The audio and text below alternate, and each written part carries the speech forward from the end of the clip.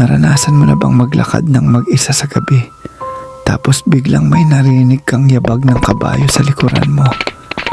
Paano kung hindi ito ordinaryong kabayo? Isang gabi, pauwi na si Bullet mula sa eskwelahan bilang isang night student. Habang naglalakad siya sa madilim na daan, bigla niyang naramdaman ang malamig na hangin at narinig ang tunog ng yabag ng kabayo. Nang lingunin niya, wala siyang nakita. Ngunit habang patuloy siya sa paglalakad, palakas ng palakas ang yabag.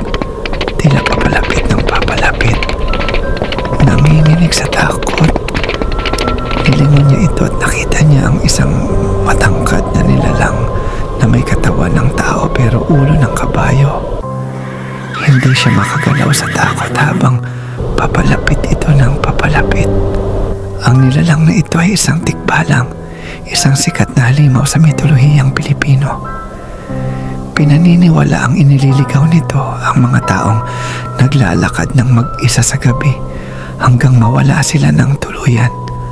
Kaya kung ikaw ay naglalakad mag-isa sa dilim at makarinig ka ng yabag ng kabayo, huwag kang lilingon. Baka ikaw na ang susunod nitong biktima.